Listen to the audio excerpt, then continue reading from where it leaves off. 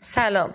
تو هم شاید تا حالا یه رسیپی دقیق نداشتی که کیکات 100% پفش زیاد باشه و داخلش خمیری نشه و همیشه استرس اینو داشتی که نکنه کیکم داخلش خمیر بشه، ولی من اینجا بهت یه ترفند 100% میگم که باعث میشه کیکات 100% پفدار و اسفنجی باشه. تخم مرغ 5 عدد، شکر 1.5 لیوان، آب جوش 1 لیوان، روغن مایی 1/3 لیوان، آرد 3 لیوان، وانیل 1 قاشق چایخوری، پکین پودر 1 قاشق غذاخوری. بریم سراغ نحوه درست کردنش. تخم مرغ رو توی ظرف استیل میشکنیم، وانیل و شکر رو بهش اضافه میکنیم و با دور تند همزن انقدر میزنیمش که به رنگ کرمی و کشدار در بیاد. اون طرف ما 3 لیوان آرد داشتیم. ما 3 لیوان آرد رو به 2 قسمت مساوی تقسیم میکنیم. این میشه همون ترفندی که باعث میشه که کیکای من چندین سال کاملا پفدار و اسفنجی هن و حتی نشده یک بارم داخل کیکای من خمیری در بیاد و این یک نوع ترفنده که اینو هر آشپزی بهت نمیگه.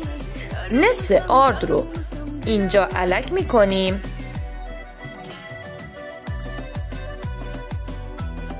اینجا من یه دونه لیسک داشتم، به خاطر فیلم برداری دستش شکست و من مجبور شدم با لیسک دست شکسته براتون فیلم بگیرم.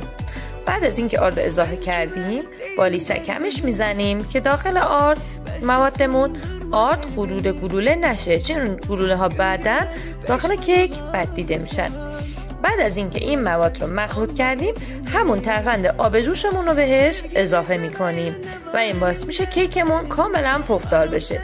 بعد از آب جوش همش میزنیم و بقیه آرد رو به همراه بکینگ پودر بهش اضافه میکنیم و دوباره با لیسک همش میزنیم. در مرحله آخرم اون 1/3 لیوان روغن مایه رو بهش اضافه میکنیم و داخل قالب کاملا چرب شده میریزیم.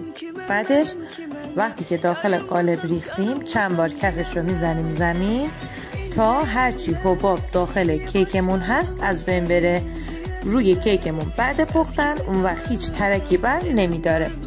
بعدش من چون از آون توستر استفاده میکنم کیک رو در دمای 175 درجه و 40 دقیقه به مدت 40 دقیقه قسمت پایینش رو روشن میکنم. بعد از اینکه قسمت پایینش کاملا تموم شد قسمت بالایی رو به مدت 5 دقیقه 205 درجه میذارم که طلایی بشه.